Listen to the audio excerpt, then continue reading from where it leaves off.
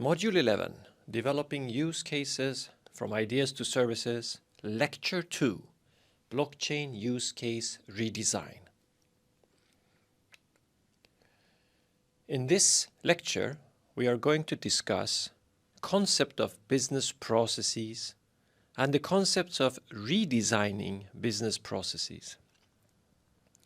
We will examine the capabilities of blockchain technologies that enable redesign of processes, and we will also examine some redesign heuristics that can be applied for developing use cases enabled by or driven by blockchain technology.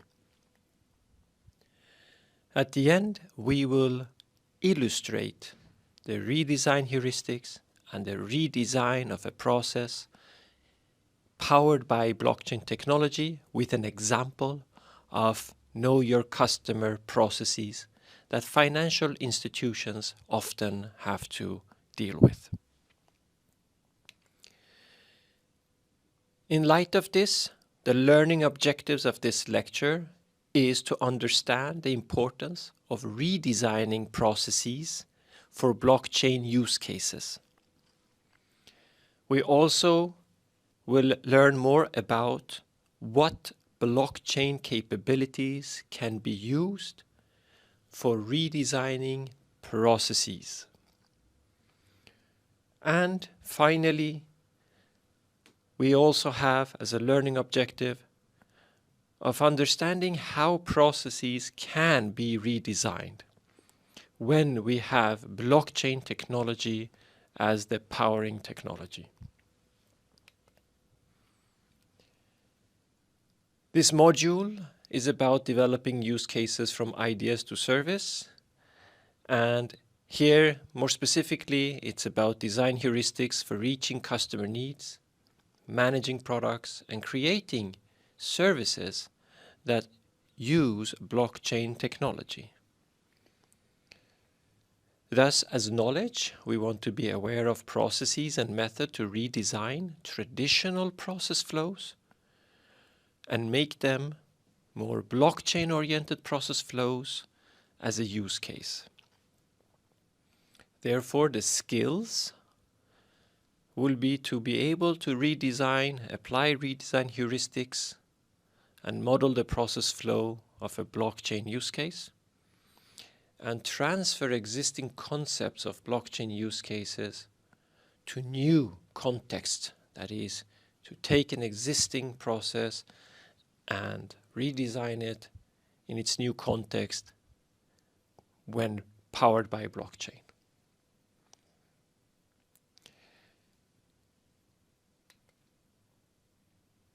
When we apply a new technology, it is oftentimes not enough to just have a technology to create business value. In other words, if we achieve business value, if we aim to achieve business value, substituting existing technology with newer one rarely gives significant benefit gains. Just replacing existing technology with a new one will make some improvements, but it will not deliver significant leaps in value. It turns out that when we redesign a process, we find a new way of doing things, new ways that are now possible because we use a new technology. That is when business value occurs. That is when significant increase in business value occurs. If we take an example, if we have email system, like any standard ones like Gmail or Outlook, and we simply replace the technology behind it with a blockchain-based technology, we might gain some benefits such as tamper-proof traceability of emails. But beyond that, there is no significant gain for the users. However, if we use a new technology to redesign or transform the way we communicate with each other, we can create significant gains. In the context of emails, this happened when emails were complemented with technology that enabled real-time conversations, such as chats with tools such as Slack, WhatsApp, and the similar. So in essence, just replacing existing technology does not deliver significant value.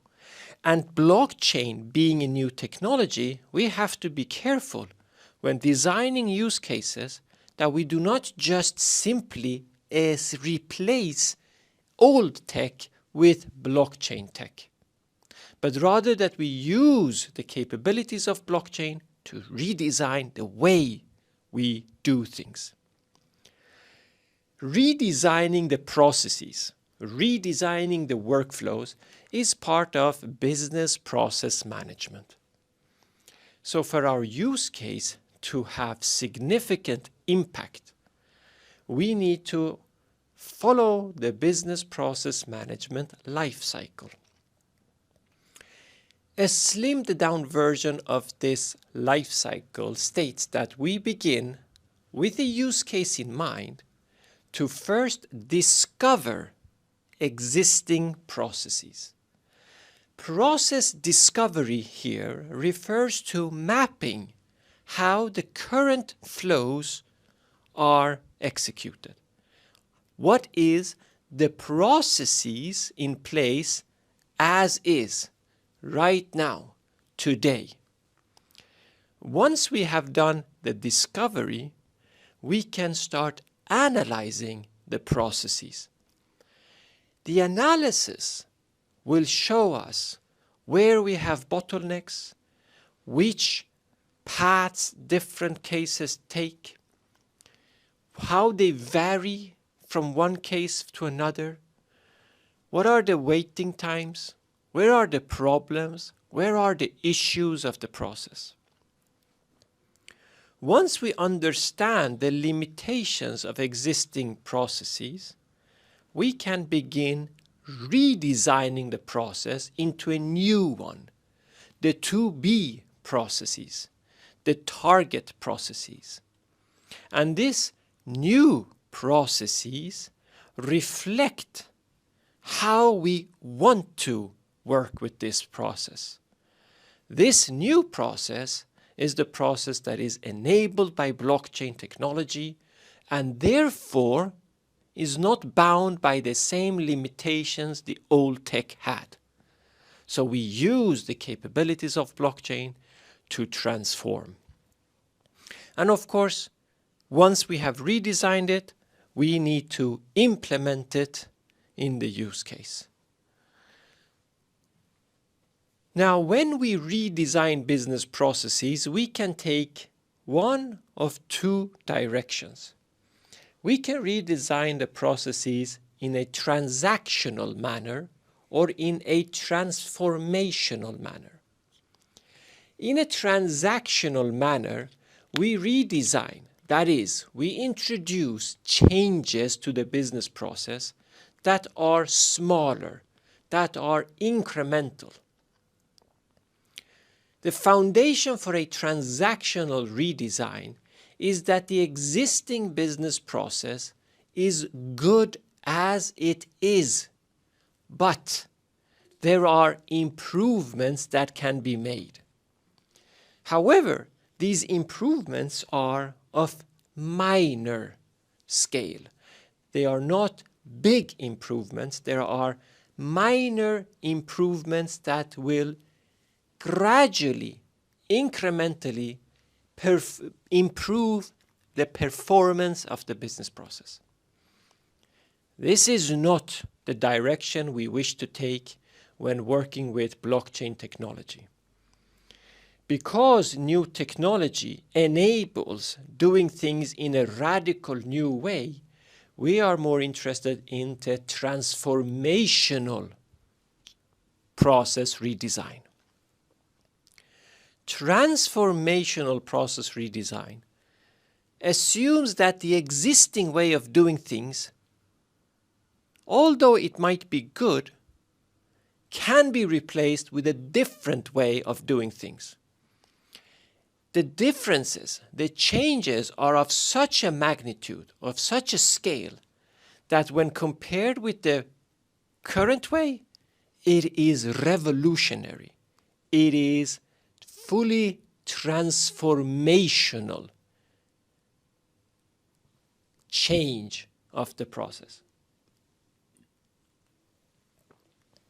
However, in order to create a new transformed business process, we really need to rely on the capabilities of existing of the blockchain technology. So what are the capabilities of blockchain technology that we can use, that we can utilize to redesign processes? The capabilities of blockchain technology that are particularly suitable and can be used to redesign processes in a transformational way are four. The first is shared data storage. The second is computation. Third, data communication. And the fourth and the final one is asset management. Let us begin with shared data storage. Blockchain enables different entities to have shared data storage. These different entities might even be mutually distrustive of each other. But even if they are mutually distrustive, blockchain tech enables them to have the data stored in a shared place. The next capability of blockchain tech is that of computation on the blockchain. In other words, blockchain technology enables smart contracts. And smart contracts facilitates or enables computation, processing of things or data in a reliable, tamper-proof way. The third capability is that of data communication. The architecture of blockchain supports data communication. Data communication that can record and access data from participating entities and external data sources. So blockchain technology enables potentially mutually distrustive entities to access data, to record data. The final capability is that of asset management. In other words, blockchain tech architecture supports using smart contracts not only for computation, but for managing tokens. And tokens in this context is a digital representation of an asset, be it tangible or intangible. It means that the digital representation of an asset can be a physical thing, but it could also be a non-physical or intangible object. Now let us consider how each of these capabilities enable different redesign heuristics. Each heuristic is more detailed described in the accompanying materials. Shared data storage enables redesigning processes where entities involved in the process, possibly mutually distrustive, can collaborate. There are two heuristics that enable redesign of processes. One is that when redesigning an existing process, consider all the participating entities that are required in the existing process for achieving the objective, as if they were centralized. In other words, if you have a process, like a supply chain process, where you have the seller, the shipper, the customs board, and the buyer, four of them being mutually distrustive perhaps, some trying to introduce fraud in the process. When we have an existing process with existing technology, we assume that this process, all these participating entities are as four processes, each one ending where the second one or the next one begins. Therefore, the process includes a lot of handovers, a lot of checks and controls. But with blockchain technology, we enable all the participants of this inter-organizational process to collaborate using shared data storage. Therefore, when you redesign a supply chain process with blockchain, consider all the participating entities that are required to take the item from its origin to its end destination as if they were centralized, meaning they were one company, they were under the same roof, and then redesign the process or map out the process. The same way, consider integrating the participant entities, business processes, or activities as one process. So instead of considering four different processes, where each one is the customs, the second one is the shipping, consider them all as part of one process. Why? When you redesign an existing process that is actually consisting of four processes of four different participating entities, ignore that limitation, rely on the capability of blockchain technology of shared data storage, and say they all belong to the one and the same process. They all sit under the same roof. They all share one central database.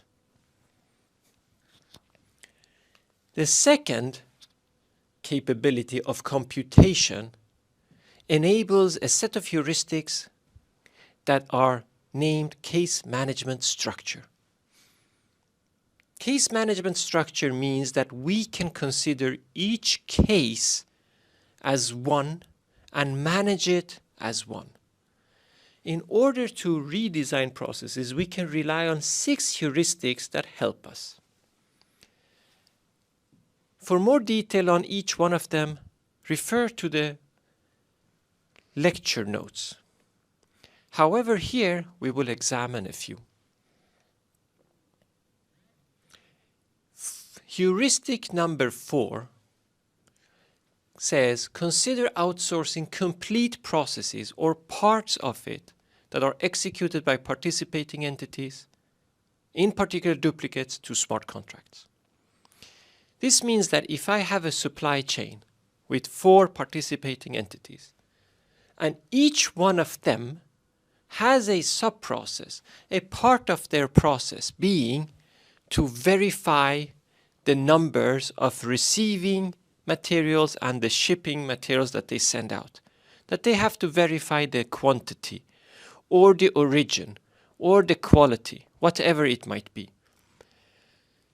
They all have this sub-process, which means that each one of them is doing the same thing, but in different organizational entities. When you redesign this process, consider taking each one of these things that every company in this process does outsource them to the blockchain, outsource them to a smart contract, meaning that smart contracts now execute this in one inter-organizational process. The benefit is that first you get a computation that is relied upon, tamper-proof, and accepted by all entities, as opposed to one entity doing a check that the other doesn't fully trust. Second is that this check is happening in 4 different places. Now, when we put it as a smart contract, it's taking place in one place, one time. Furthermore, it is automated because of the capability of blockchain of computation. The 5th heuristic here says that consider eliminating unnecessary tasks in the inter-organizational business process. Any task that is done in each of these 4 participating entities, because they have to be sure of the quality or the quantity, can, when you have a blockchain process, be eliminated, because you need to do it once in the blockchain. So anything that is an unnecessary task, eliminate it. Another heuristic is to consider which smart contracts can be executed in parallel and if they can be optimized by resequencing the order of execution. When you have all of these things put on the inter-organizational process powered by blockchain tech, you have a set of smart contracts now executing or computing different things. Blockchain technology does not require them to be done in a sequential manner. Some of these smart contracts can be executed concurrently, some of which can be done before others. This will all depend on the input required for each smart contract and other contracts being dependent on their outputs.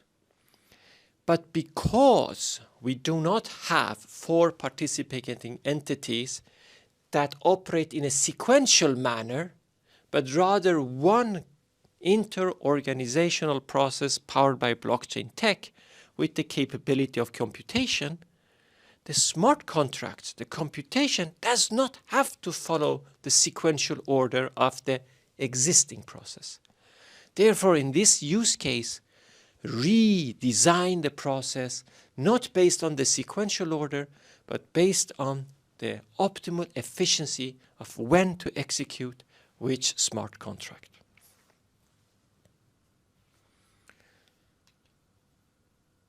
The next capability of blockchain, that of data communication, enables redesigning processes in 5 ways, which we categorize as data management. The first heuristic, number 9, states, consider using the insights produced by participating entities across the inter-organizational process. In a sequential, old-style, existing process of a supply chain, one participating entity might produce an output that could be helpful for another entity in the supply chain. However, because they are operating as different entities, that output is not used by the other entity. They have to maybe produce that information by themselves. They have to create that output. But when you have an inter-organizational business process powered by blockchain tech, when one entity produces an output that another one can use, we can use it there. No need for duplicating the effort of producing that output. Therefore, any input that is taken and to produce a certain output or a certain insight, consider that insight as existing for everybody throughout the rest of the process. In this way, we make the data management of the new redesign process more efficient. The 10th heuristic states to use oracles when needing external data. Blockchain technology is in essence a closed system that requires oracles to input external data to the system and oracles to get data from the system to external places. Whenever we need data that resides outside, use oracles rather than restricting the process based on the data available. Let us also consider heuristic number 13, which is consider capturing data once and at its source from participating entities and oracles. The data we take into the inter-organizational process for the use case here powered by blockchain technology comes from different sources. We try to capture the data once and as early and as close to the data source as possible. In a supply chain of an existing process with 4 different entities, perhaps the data is captured by every organization. Each organization will enter data in their systems on the invoice number or the shipping number. With each entry, there is a risk of error, there is a risk of mismatch, there is a risk of issues, and at the same time, it's a duplication of effort, which means that collectively 4 times more work is more time is spent on just capturing the data. So it both takes longer and is more error prone. But when we have one inter-organizational process running on the blockchain, we can capture the data once. And once it's in the blockchain system, there is no need to capture it again. It is there, available and accessible. And we try to capture it as close to the source as possible. Because the earlier we get that data into the blockchain system, the more we can use it. The last heuristic is called tokenization. And this is using the capability of blockchain to digitally represent a physical or an intangible object as a token. The heuristic here, the 14th one and the last one, is about consider digitally representing assets that are used in the inter-organizational process with tokenization, which means to replicate the object with a token. Because the token here is non-duplicable due to blockchain technology, we can rely on that this token and the processing thereof and the data associated with it is unique and representative of the object outside of the blockchain technology. We can take one example to make this a bit more clear. Consider a certificate that has to be approved, populated, updated, or transferred from one party to another. In a real-life setting, that might be a physical paper or a digital copy of the paper that is presented to various institutions depending on the use case. This physical paper can be damaged. The physical paper can become outdated. It can be revoked, but that cannot be captured on the physical paper. However, in a blockchain-based process, we can tokenize that certificate, meaning that we can be sure that this is one and unique copy of the certificate. We can update information. We can gradually evolve it as new information is added.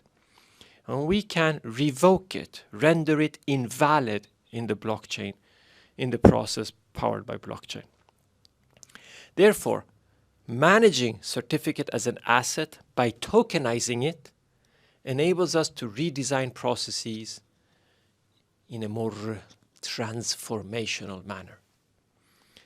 Let us now have a look at an example that illustrates the application of some of these heuristics.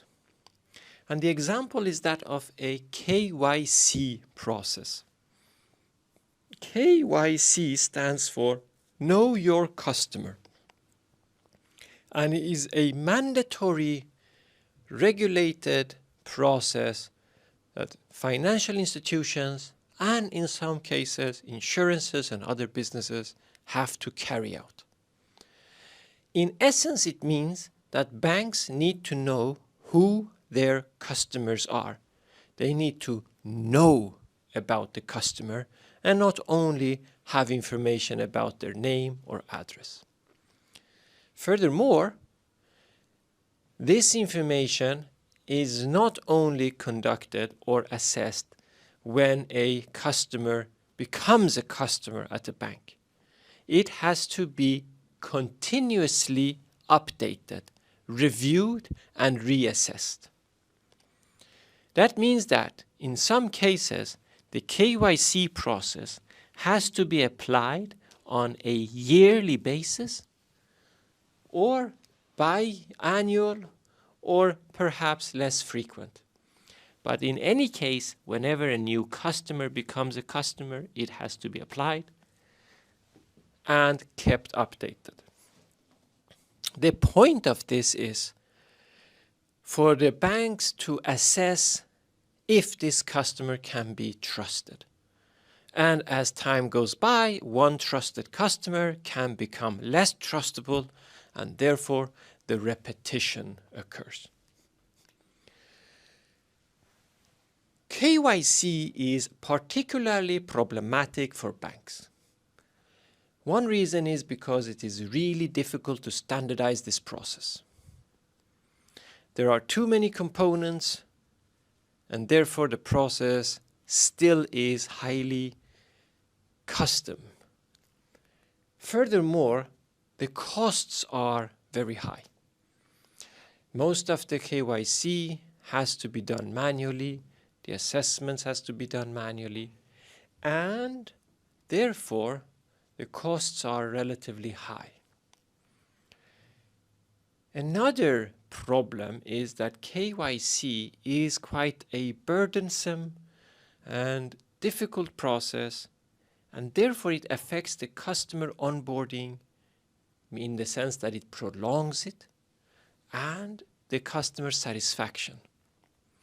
This customer satisfaction is affected by all the data the customers have to provide and the time it takes for all this information to be recorded, assessed, processed, and then decided upon. Finally, one more problem for banks is that if now a customer does a fraudulent behavior, the banks are held responsible.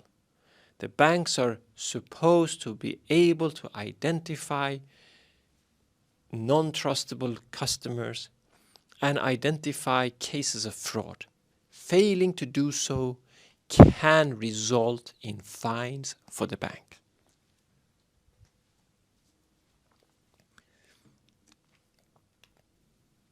The current process of KYC is, although slightly different for private persons as compared to corporates, still very manual in the sense that the banks are responsible for collecting, screening, analyzing, monitoring, assessing, and verifying a large number of data points gathered from various sources. One source is the client.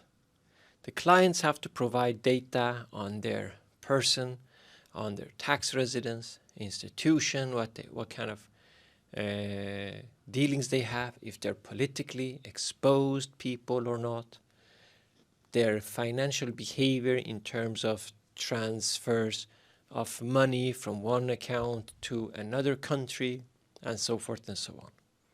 For companies, the data gathered is even more. Companies have to provide information about their balance sheet, about their reports, annual reports, who are the board owners, the board members. They have to provide information about the ownership structure, if there are any beneficiaries. And then, for each one of these people, they also need to collect data on the owners, on those people, who the beneficiaries are, who are their main, and so forth and so on. Furthermore, data is also collected from third parties, such as governmental agencies. It can be company registries, tax authorities, licensing authorities, could be municipalities. KYC requires collection of passport pictures or a copy of the passport and identifications, and so forth and so on. All of this data has to be collected by the bank. They have to be screened, analyzed. Banks will have a lot of questions they have to ask the customers for clarification. And then at the end of the day, these data have to be assessed to make a decision whether or not the bank can trust this customer before onboarding them as a client. And as said before, this process is repeated on a regular basis. So the data has to be collected is 1/3 from the client, and then the rest is from public data and third parties. As you can see, this process doesn't really add any value for banks. It is just a mandatory process that is highly time-consuming and error-prone. Furthermore, we see that the data on the client is duplicated in its storage. The same data is available in multiple sources. And if a client is a customer at 3 banks, each bank has to do the whole process independently of the other. And for the client, this means that they have to independently do the same process with each bank, thus negatively impacting the customer satisfaction, incurring higher costs, and waste of time for both customers and banks. But if we use the capabilities of blockchain technology, we want to redesign this process. We would not want to replace existing technology with new technology and keep the same process in a more or less same way. So how could we redesign this process in a transformational manner? Well, we can use the capabilities of blockchain to act as a shared data storage. So the blockchain tech can enable having one central storage of data that is shared among the participating entities, many of whom would be mutually distrustive. But we now can look at this as if all these parties are under the same roof, which was our first heuristic. In this way, clients can populate the data to the ledger, third parties can provide data, and authorities can provide data to the ledger. In this way, the client comes to the bank and says, I want to be a customer. The bank can do the KYC by accessing the data, given the client's permission, of course, from this central ledger, as opposed to gathering it from all different sources, verifying them, comparing them, assessing their credibility, and so forth and so on. So this is a redesign of the process where manual collection of data is replaced with automated records that is accessed through an interface. When we come to the capability of computation, we can use smart contracts to make the process even more efficient. In KYC, if a customer shows behavior that is suspicious, it is the bank's responsibility to report it to the central authorities, oftentimes central banks. If one bank submits suspicious behavior that turns out to be correct, the other banks are not notified of this until maybe it is too late. Therefore, there is a time lag where one fraudulent actor can get away with some transactions just because the information has not been shared. The insight produced by one party is not shared with the other parties quickly enough. Here we can use smart contracts, specifically heuristic number 4 and 7, to provide a solution that automatically notifies involved parties of any changes. This is a bit like the certificate example we discussed. When a certificate is rendered invalid, all parties that have relied on that certificate will be automatically notified and they can take action quickly. In this way, instead of days or weeks, the information reaches the participants within seconds.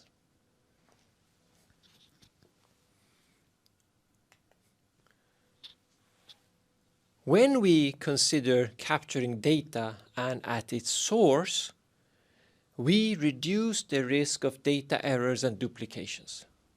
We not only risk the effort, we don't only reduce the effort of uploading the data in multiple sources, we also make sure that the data is correct, verified, and captured once to reduce time spent and the quality, improve the quality.